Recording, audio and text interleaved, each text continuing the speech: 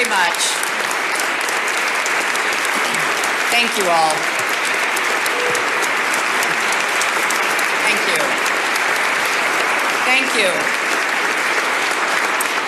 Thank you very much.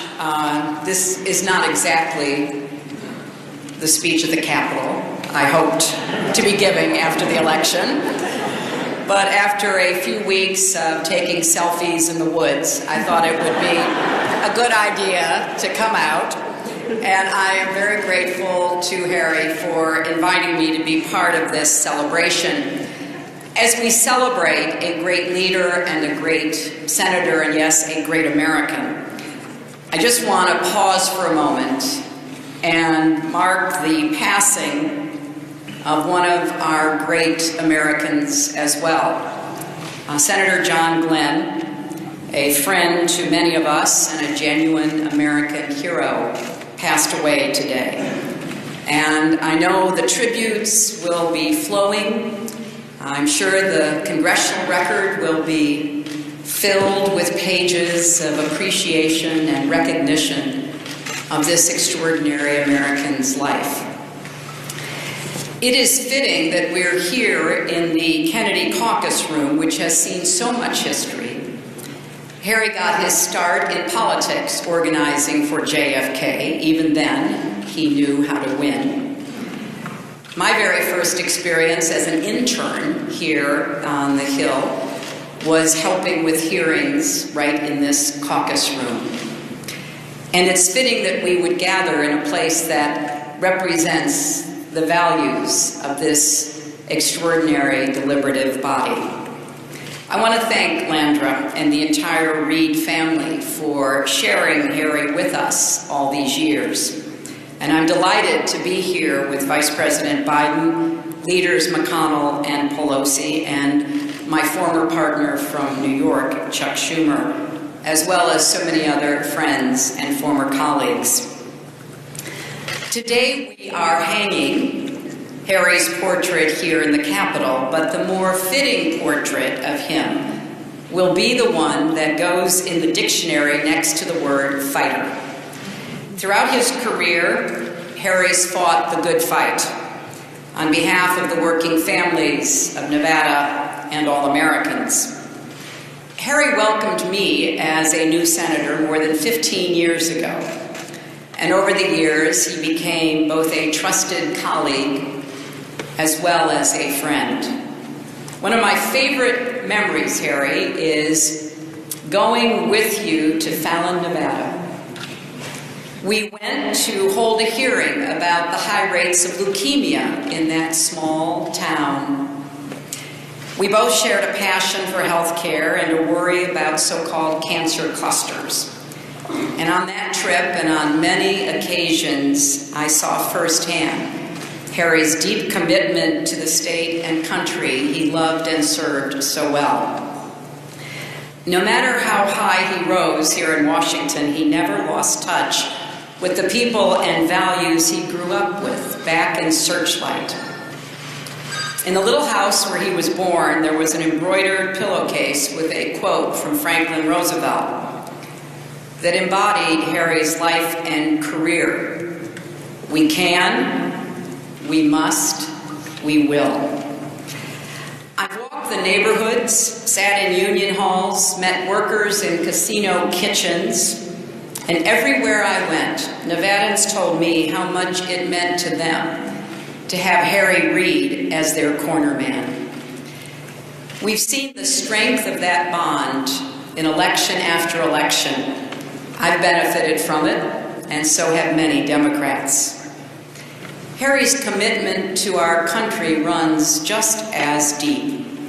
Throughout his career, he's fought tirelessly to protect America's public lands and natural beauty, from protecting the Great Basin National Park to restoring Lake Tahoe to leading the way on clean energy.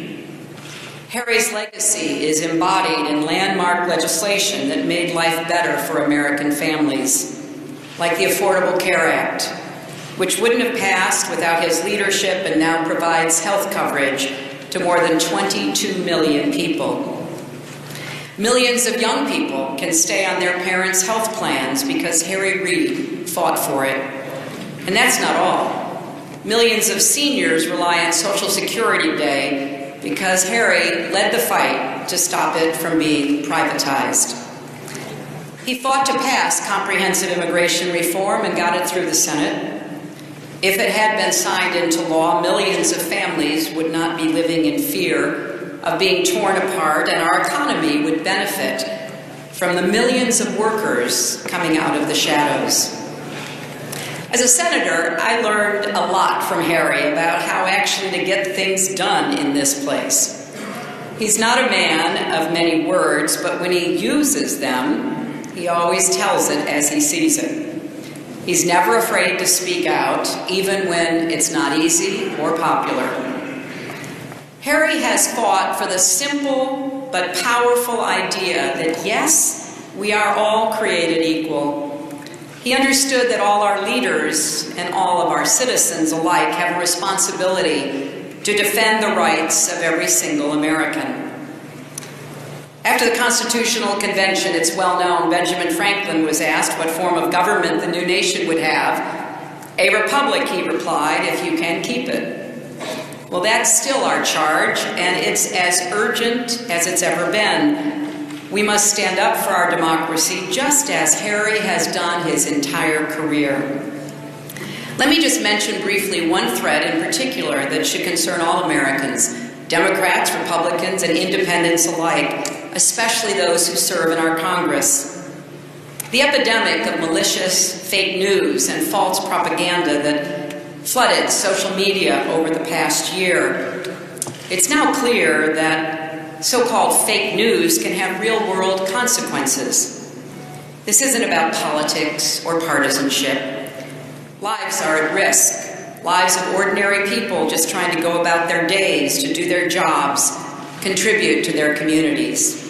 It's a danger that must be addressed, and addressed quickly. Bipartisan legislation is making its way through Congress to boost the government's response to foreign propaganda, and Silicon Valley is starting to grapple with the challenge and threat of fake news.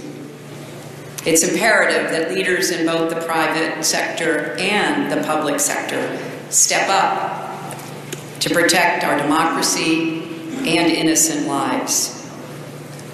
Harry Reid and Vice President Biden may be stepping back from the daily scrum of politics and governing, but I know I speak for them as well as tens of millions of Americans when I say that we are all counting on those of you who remain, counting on you to defend this institution that all three of us love so much and the democratic values it embodies, counting on you to carry forward Harry Reid's legacy, to stand with working families and fight the good fight for a better, stronger, fairer America. Harry, my friend, thank you for your service and your friendship. I can't help but think of that wonderful song, The Boxer. You left your home and your family when you were no more than a boy. Now in the clearing stands a boxer, a fighter by his trade. You carried the reminders of every glove you faced, but even more, we carry the reminders of every fight you waged for us, and we will never, ever forget. I wish you and your family all the happiness in the world. You have earned it. Thank you.